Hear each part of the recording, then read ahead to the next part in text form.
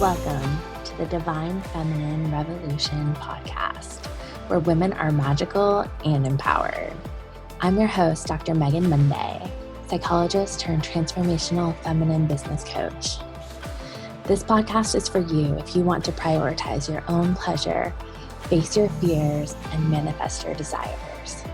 This podcast is sponsored by the Fearless Feminine Academy, where I teach women how to turn their trauma into their superpowers. My goal is to show women that we can heal our world by creating time and financial freedom by doing whatever the fuck we want. Are you ready for the Divine Feminine Revolution? Let's get vulnerable and go deep. I'm so honored that you're here.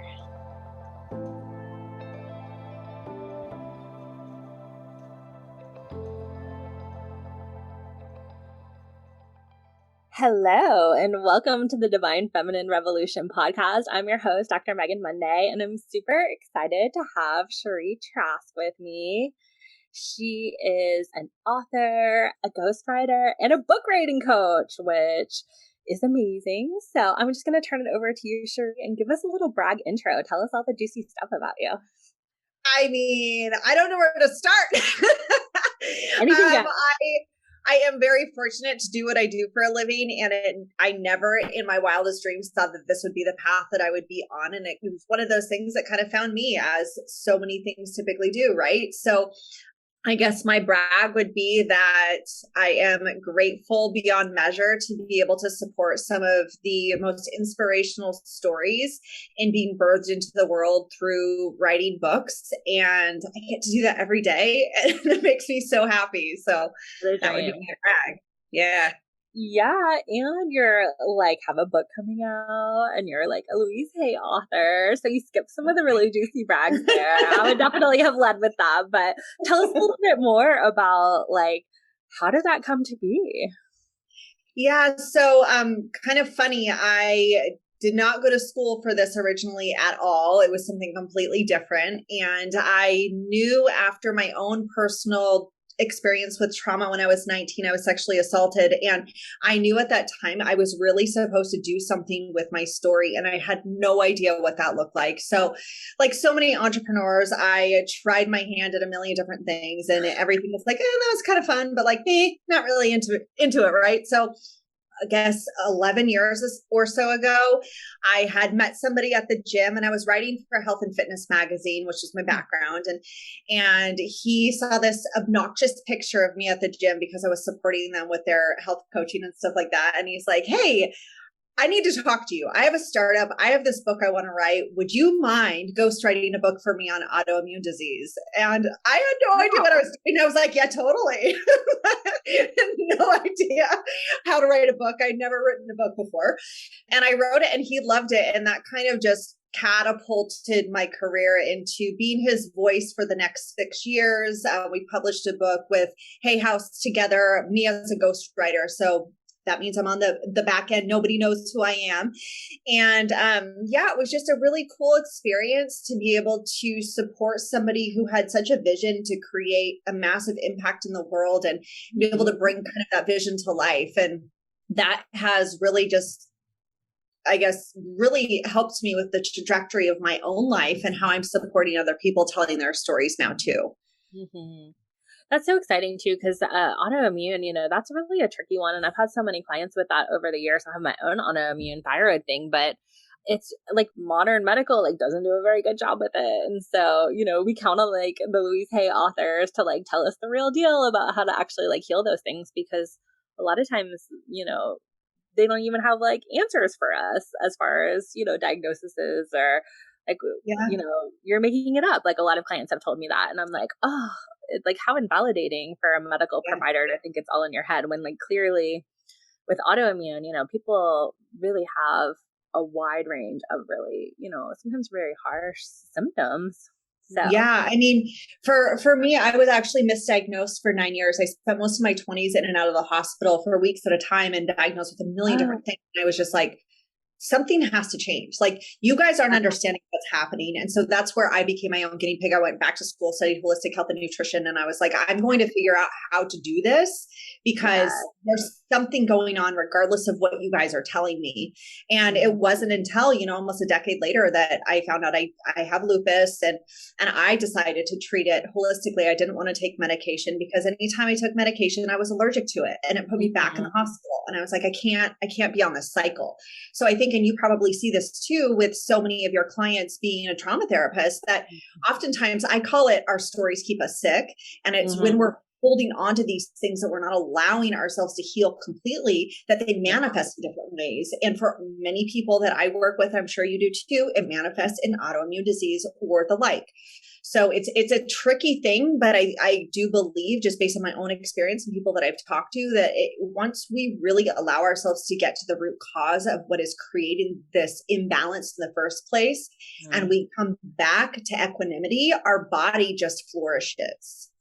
Yeah, it's a healing crisis. And I think, from a chakra perspective, when we're looking at immune system, root chakra is, blood, bones, immune system, right? And so a lot of that has to do with safety. And so, for most trauma survivors, like, safety is sometimes something foreign, like you haven't ever experienced it, like in the cases of, like childhood abuse or something like that. And so to think about, it's also our placement, our identity, our ancestry, all of that sort of stuff. And so a survival, and so there's a lot in there with immune system stuff. And I definitely just in my practice have seen, that those two things go hand in hand for sure.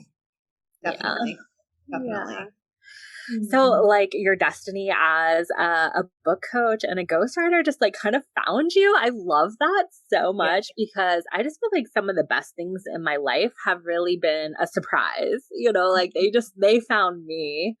So tell me a little bit about, you got your own book coming out soon, and it's a survivor story. So share with us about that. So it's called Surviving Silence. And this has been a book that I started years ago, like so many authors do. But in the process of it, I was helping so many other people tell their stories. And the story that I created in my head was, I don't have the capacity to tell my story and help them tell theirs. When really what I realize now is that I was afraid of letting go of the identity and not knowing who I would be without it. So to tell this story for me was to close a chapter on this portion of my life that was really saying, when it happened when I was 19, I made a declaration that I would do whatever it took and whatever I needed to do to be able to help other people be courageous and share their stories. Well, I gave that too much of a literal meaning. And what I found in the process of finally finishing my book was that it's okay to close that chapter now. It's been 23 years and I don't need to continue holding it anymore.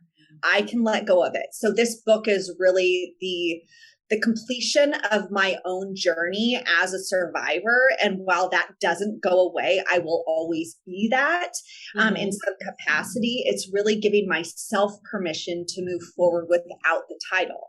So this book comes out October 15th, which happens to be the 23rd anniversary of my assault. It also happens to be the 22nd anniversary of my father passing. He passed a year to the day after I was assaulted, and I never knew him. So it was all of these things that kind of came together on October 15th. And every year I've tried to find a different way to celebrate that. And so this year it feels really good to be able to say, I'm closing the chapter. I'm ready to move forward in a new way and be able to support other people in their journeys too. I've gotten some really great feedback so far from my early readers, as far as this being a great self-help memoir book that has really allowed them to reflect on their own healing journey and the things that maybe they thought that they had already healed and questions that they had thought that they had asked themselves. And coming back to this book is kind of a place to say, like, hey, judge-free zone here, but here's some shit that I think, in my experience, I definitely didn't look at deep enough. And if I would have done that sooner, I probably would have been in a different place much, much sooner. So My hope is that it just inspires people to kind of take a look at their own journeys and where they're at and allow themselves the permission to move forward and let it go as much as possible, because we don't have to hold our stories forever and they don't have to become us. But it's easier said than done sometimes, especially if you don't have the guidance and support to move forward. Yeah. Well, I really like the model of like victim, survivor, thriver. And I think getting your book published is like the ultimate thriving act. And I really do appreciate like how you're talking about letting go of that identity and also normalizing that for some people, it does take decades to really like, we're releasing all along the way sometimes, but to finally just say like, okay, like this is ended, and I use the I am affirmation, and they popped me an affirmation yesterday that said, your story will be someone else's survival guide. And I was like, oh yes, I love that one so much. And you think of like, the Glennon Doyles or Brene Brown or, whoever you're into, who are vulnerable in sharing their stories and have helped so many people, come through their hardships. So I think your book will be just like that. Yeah. And I think kind of such an important time I think the Me Too movement, that definitely brought like a lot of attention to it, but, there's still so much further we really need to go to release that.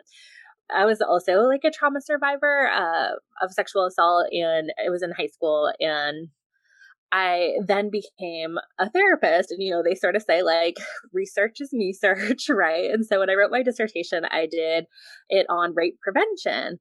And it was really crazy to see how much of it is like cultural, and it's such a huge part of the patriarchy, and the legal system is kind of fucked in the way they deal with it. And at the time I was also a victim advocate. So I was literally writing the dissertation and then going to the hospital at the middle of the night and like holding the hands of survivors.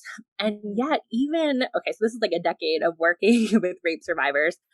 And it still took me really like a solid decade to go, oh, that's what happened to me.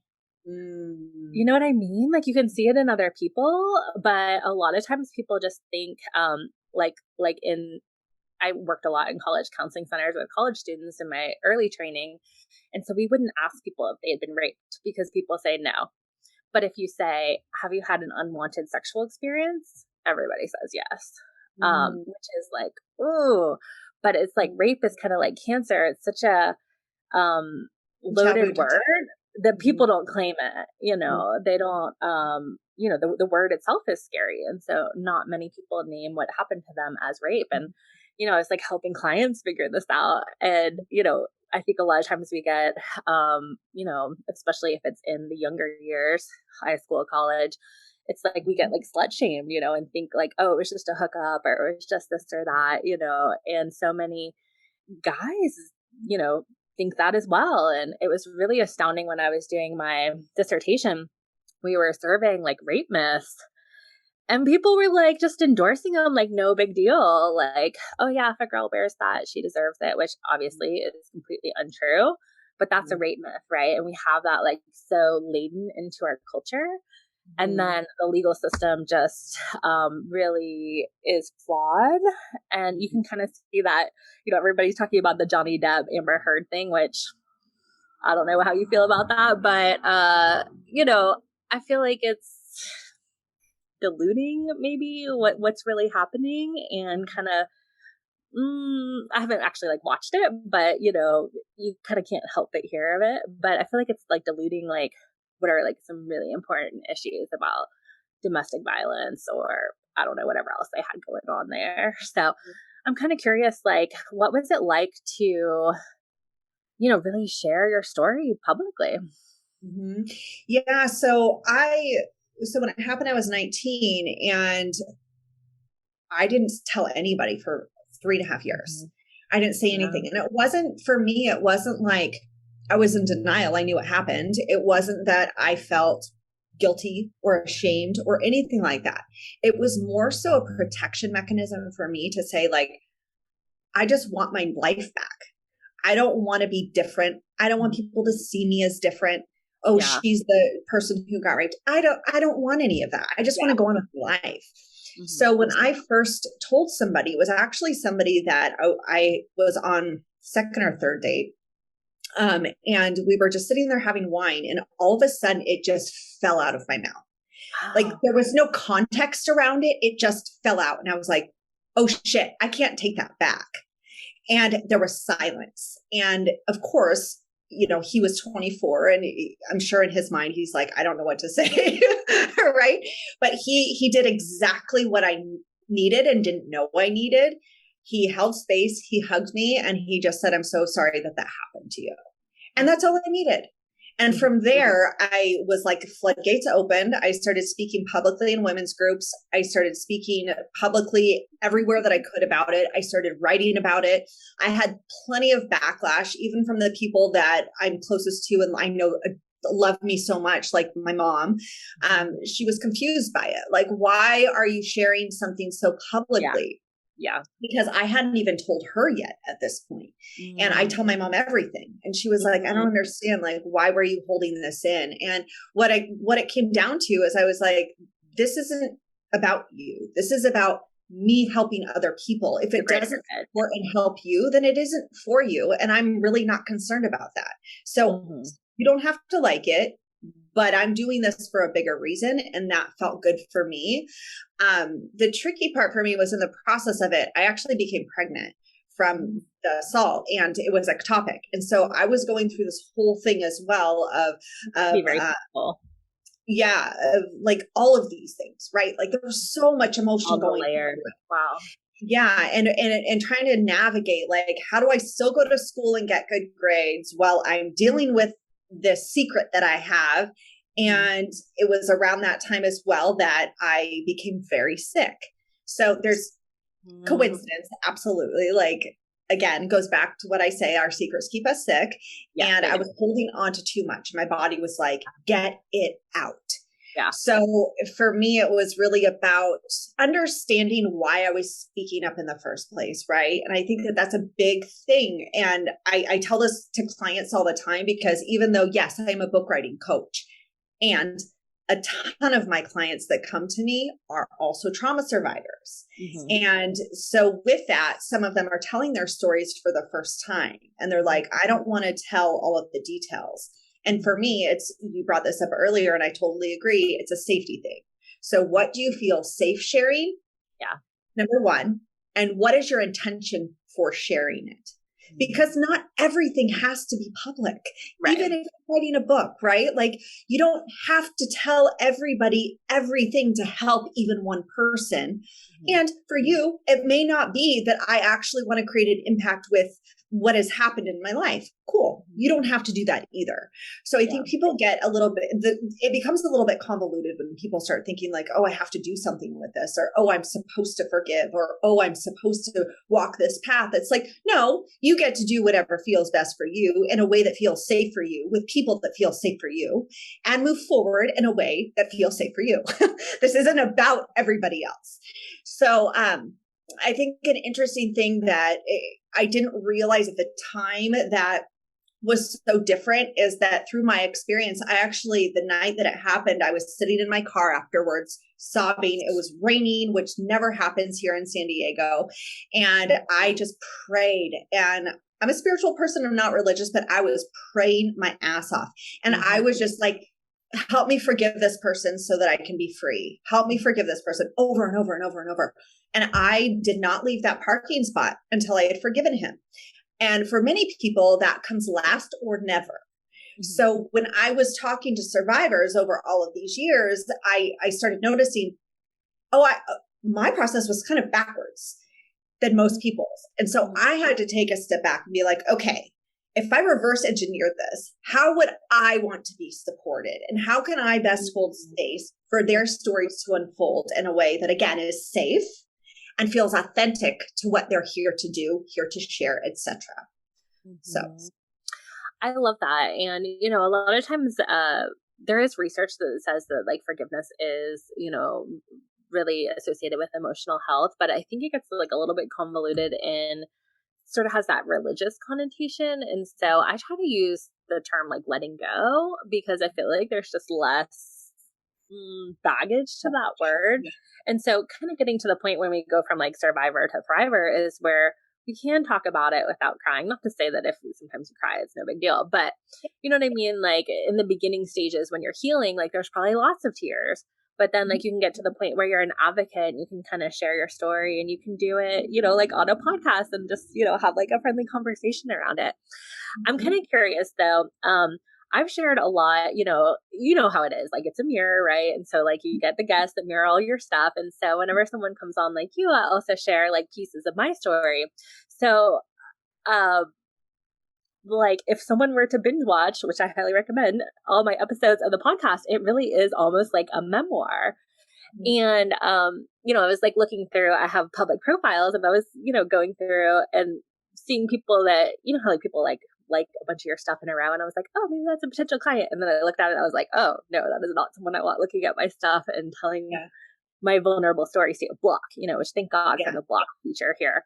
But I'm kind of curious, like if you're a public figure and you're sharing like my mom kind of says the same thing, like, wow, that was really personal, you know, like you're sharing it with the whole world.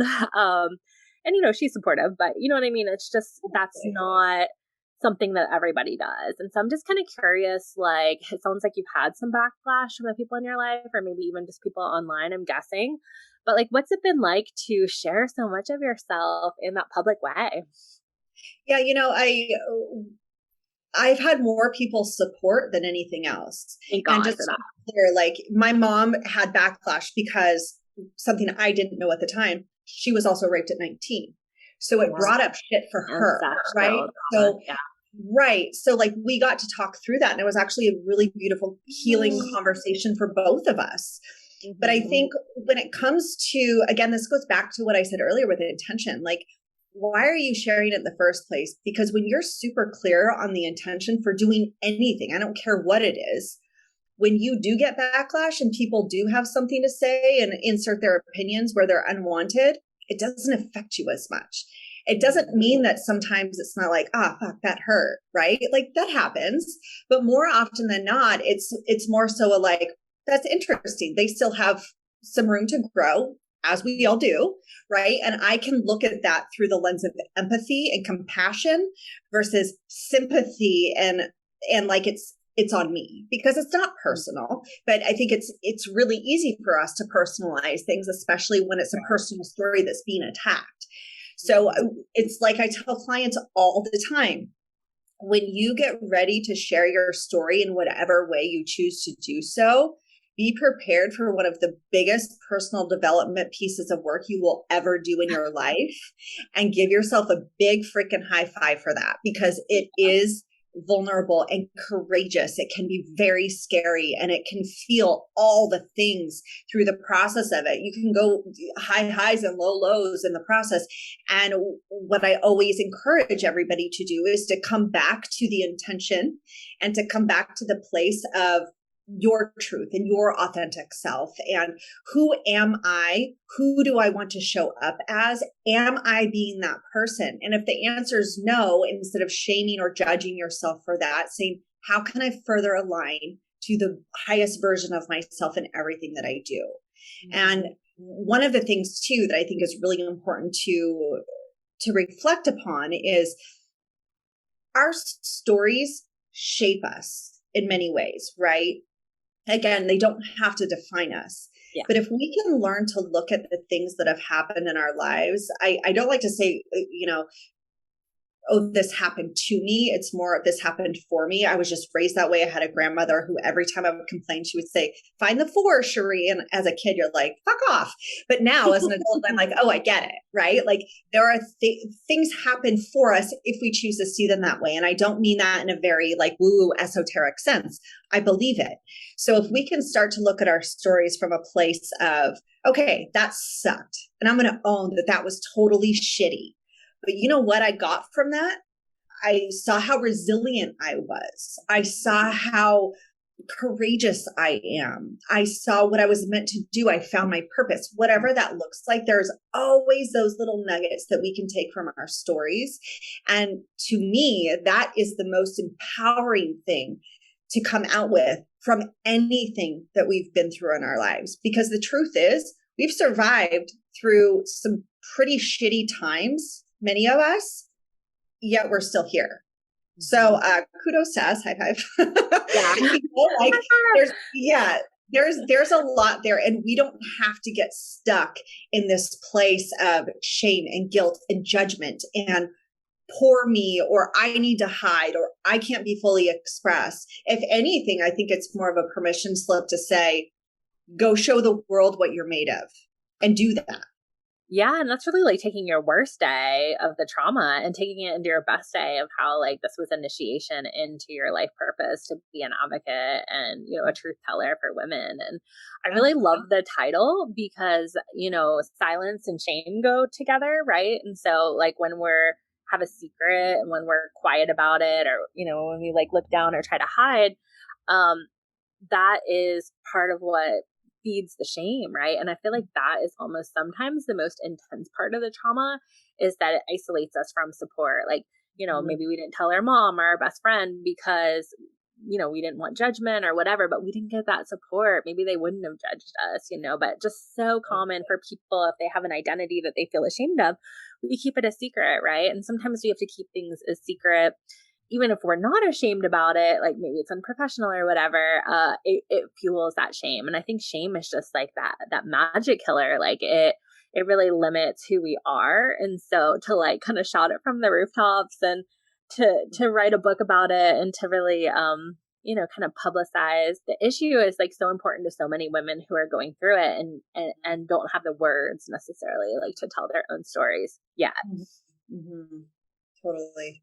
I think it's important that we normalize the taboo topics, whether it's rape or something else, right? Like we are creating a shameful society by being shamed by our experiences. And I don't think that's fair for us. It's not fair for the world. And the more that we can be fully ourselves, again, this doesn't mean we have to say everything to everyone, but the more that we can own our stories and be ourselves, other people start to rise up and have the courage to also be seen. And could you imagine a world that we were all walking around just as these walking beams of light to say like, I've been through some shit and I'm still here. Like, I feel like it'd be like a celebration all the time. And that feels exciting to me. And I want more of that. Well, that's the great part about group therapy too, is like, especially if you've had an extreme story, you sometimes feel like you're the only one who's ever gone through that. And, I've done groups for 15 years. And even if it was an extremely extreme incident, there's always someone in there who's been through the same thing, can relate, knows someone. It's just like the magic of connection. And I think with, again, like that trauma isolates us versus, telling our stories, connect, and so powerful. Also, just want to mention real quick, if anyone's listening to this and you have your own trauma story, I highly recommend I do EMDR therapy, which is eye movement desensitization reprocessing. Super amazing for any kind of trauma, abuse. Highly, highly, highly recommend.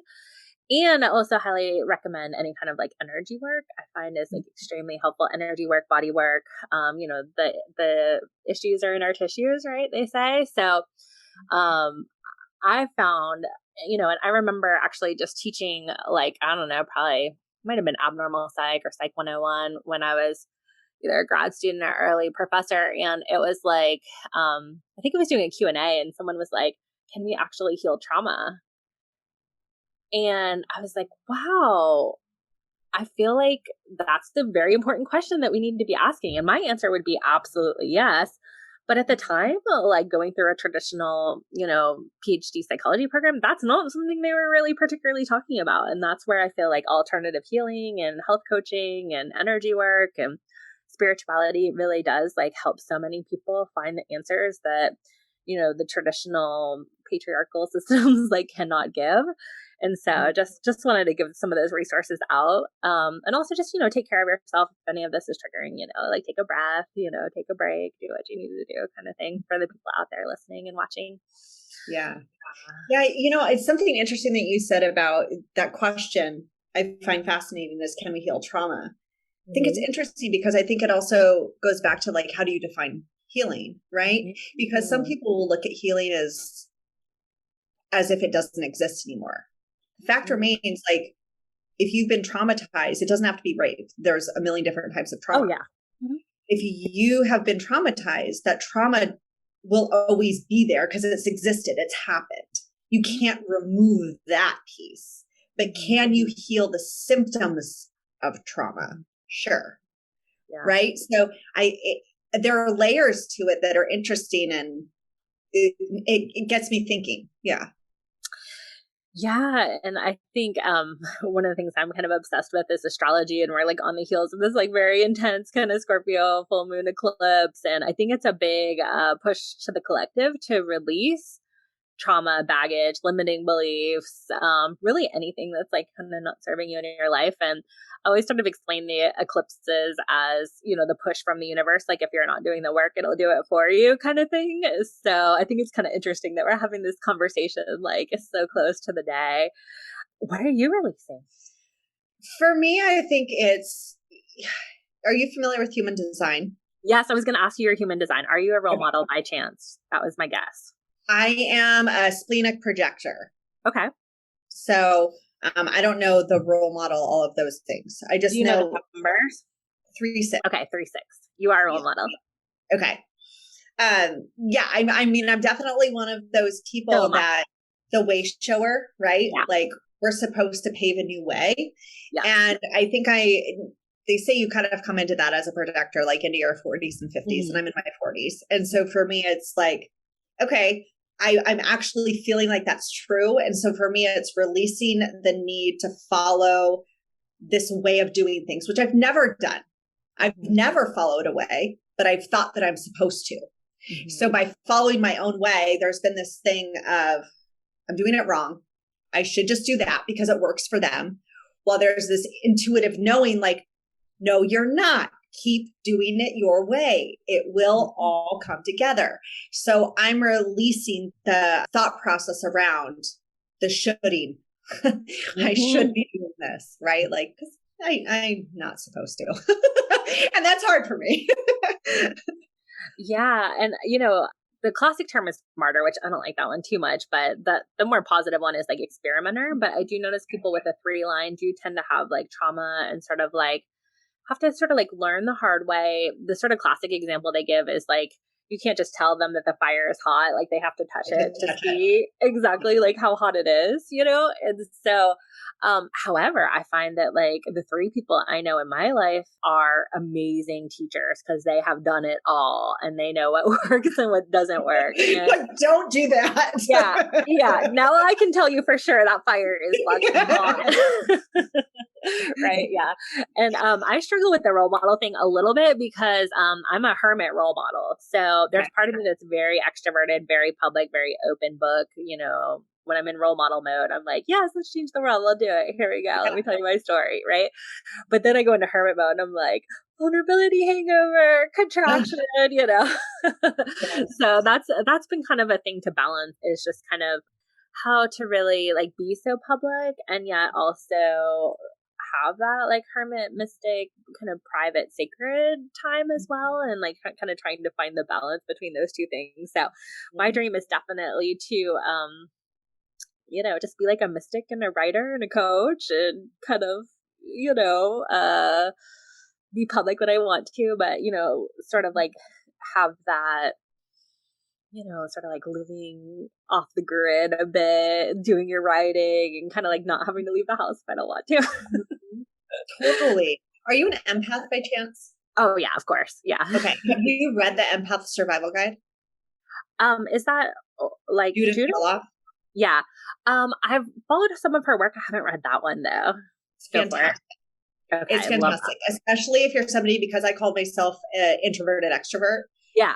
Definitely identify that way. Yes, I can be around people and I actually love people, but if the energy is off, everything in me shuts down and I'm like, I need to be space. I need to be alone. I need to recharge. So that book was fantastic. I read it about 6 years ago, and it was one of those books that you read and you go, this is so simple, but I've overcomplicated it because I haven't understood fully how to let go of other people's energy, and it gets stuck in my own energy body, right? So that book's fantastic. Mm-hmm. Yeah, and I think a lot of people who are healers or service providers, a lot of times we end up being like parentified childs. And so like maybe, if you don't have trauma in that department, maybe you're just like extremely like empathic and a healer. But I think a lot of times we end up like kind of absorbing other people's stuff. And so that has been like a lifelong sort of like teacher, let's say, slash struggle Yeah. of like how to do that, especially doing, the trauma work. And that's actually like what pushed me into coaching was to really, kind of, work with the leaders who are, working with other people and like kind of get more into the wellness department versus doing the really like heavy lifting. But like I said before, I know therapy is not like a cure all, and a lot of people have had negative experiences and even bad therapists, and there's plenty of that in every field. Mm-hmm. But I just do think that, the combo of like alternative healing and something like EMDR really can, really unburden people. And I've had like the privilege to, well, one, I've done my own work on that.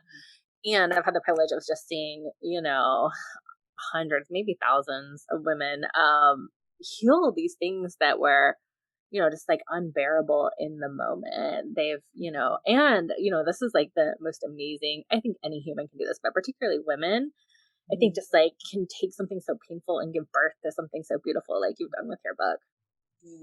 Yeah. One of the questions that I love asking myself if I'm feeling any sort of way that feels off is I'll close my eyes, put my hand on my heart and like, is this mine? Right? Mm-hmm. Because it's so easy to get caught up in all the go, go, go of this society. And it's like, at some point we need to stop and step back. And while it's great that we're connected in all of these ways, especially with social media and everything being online and everything, it's a blessing. And at times it can be a fucking curse to me. Yeah. Like there are times I just don't want to be here. I just want out of it, but also it's fantastic. So like asking yourself that question, is this mine? And if it's not mine, how do I release this? I have this little note right here on my computer that I ask myself every morning. It's what do I need today? How do I want to feel? Let it be easy. Thank you, more please. So I love like that. Just asking yourself the questions to come back to self, come back to your center and what feels authentic to you so that you can move forward with more grace, more energy, more ease and joy. And we get lost in it, Yeah. I think it's also like an amazing time to be, a speaker, a coach, a writer, a leader, because there's so many platforms. I had this psychic reading, 15 years ago, and they were like, you're going to write this like really important best-selling book. And of course, it's, when they give you that kind of thing, sometimes it's like been marinating and I'm so close to getting it out. I've like got it, outline. And I think that's actually going to be my eclipse release is to like take the summer and do some like serious writing on it. I just think it's exciting because when I was looking at it 15 years ago, you had to get an agent, you had to get do a query letter, like all this, like someone had to approve you to write a book. But that's just like no longer the case. So can you like brag a little bit on like your clients or maybe even yourself around like, because I think even myself, I kind of go like, I'll defer to like paid work, because I'm like, okay, I'm getting paid. I'm definitely going to show up for that. Right. But like when it comes to like writing your book, like I think particularly for empaths, people pleasers, whatever, it's so easy to be beholden to other people, but to really like stay true to yourself and like show up for yourself. I mean, obviously so powerful, but also like kind of hard to do. So kind of curious, like, can you speak to like once people like burn their books, like what happens next? So it's pretty interesting. So first, through the process of writing a book, you'll hear this all the different ways. I don't care what anyone tells you. You need a book outline, period, end of story, done. Get a book outline first and foremost, because that is your guidepost. It can change, but you need a guidepost because otherwise you are just throwing spaghetti at the wall and it turns out it's chaotic. So there's what I like about the book outline is you can jump around. I've got like commitment issues, so I like to like, it doesn't always come out linear, Yeah. And one thing to say about that is that a story shouldn't be linear. So the way that your book is outlined shouldn't necessarily be from the age of 5 to the age of 30 and going sequentially down. Boring. Yeah. Not how it works. The element of surprise. Yeah. This is one thing too. I'm just going to touch on this super quick. Is like a lot of people say, oh, I've been writing for years. I've been published in this thing, or I've written this blog post, or I have this newsletter. All of those things are fantastic practice. Book writing is not the same as any of that. So the sooner that you get it in your mind, like, okay, this is a different skill set that I get to master. You really get to be in the practice of book writing versus blog posts, blah, blah, blah, blah, blah. So book outline first. I always laugh because this has happened with all but one of my clients. Her freak out happened in the introduction. Most of my clients freak out in chapter 3. So I call it the chapter 3 freak out because good to know. Right when they get to chapter 3 and they're like, what the fuck am I doing? Who am I to write this book? Nobody's going to buy this. Nobody's even going to read it. I'm done. Right. And that's where, in my experience, most people stop, which of course, as their coach is like, you're not stopping now, girl or guy. Like and that's the great thing about paying a coach is like, then you got money on it, and you're like, you're invested. You're invested. Right? Yeah. So once you get to the end of the process, it kind of depends on how you want to do it. A couple of things, and I could go on all day about this, and I want to keep conscious of time. So number one, like traditional publishing, self-publishing, hybrid publishing, obviously 3 different models. Traditional publishing is what you alluded to earlier. It is not what it used to be at all. Is it great? Sure. Does it? Well, it's different because people have different avenues. Now they don't have to wait 24 months to have their book published. Now they get to say what they want to say. They get to title the book the way they want to title it. When you work with a traditional publisher, which is amazing, right? Like I love traditional publishing for a lot of reasons, but there are a lot of rules and I hate rules. Yeah, me too. Right. So with that, traditional publishing is for some people. It's not for everybody. Hybrid publishing is kind of the in between where somebody is guiding you through the process of it. They're doing some things for you. Then there's true self-publishing would be you're literally doing it all alone. So I'm actually partnered with a more of a hybrid type publisher. So with my clients, what happens is, okay, after you have your manuscript, it's edited, all the things, what are you supposed to do with it? We talk about this up front, so we have a plan, but we typically will go into my partner's model because with that, they get the book cover design, the formatting, the publication on Amazon and Barnes & Noble, the distribution, all of those things. They get to do all of that for them. Well, the author gets to sit back and just do their thing when it comes to the launch strategy, which again is something that we talk about too. And that's like enough to deal with on its own, right? Right. Like you've got to have a launch strategy. You've got to have content ready to go. You've got to be teasing this content so people actually know that you wrote a freaking book and what it's about and get them excited.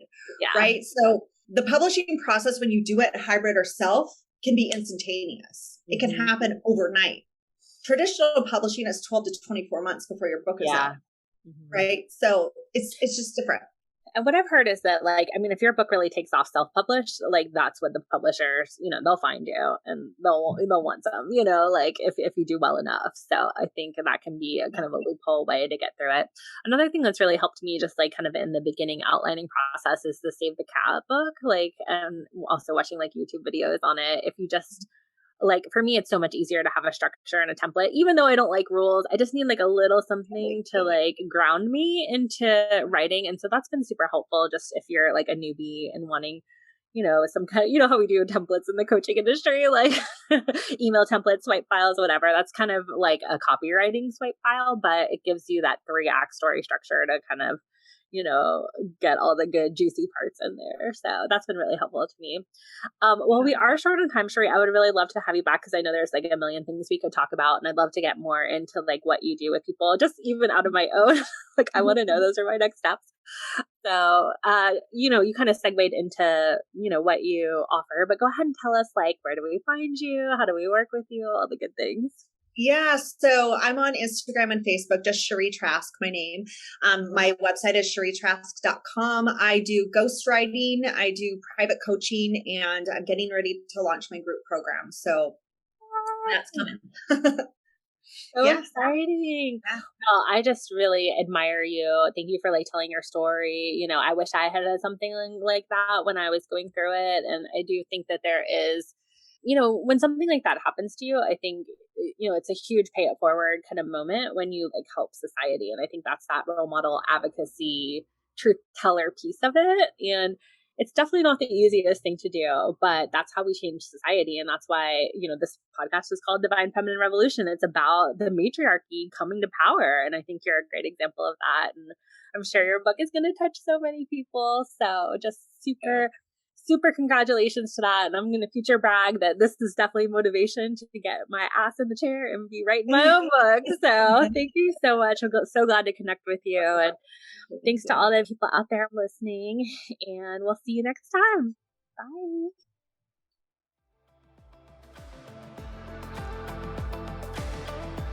Thanks for listening to the Divine Feminine Revolution podcast. Make sure to subscribe and leave a 5-star review. Want to keep the conversation flowing? Find us on Facebook at the Divine Feminine Revolution Facebook group, where revolutionary women gather to listen to their hearts, monetize their gifts, and change the world.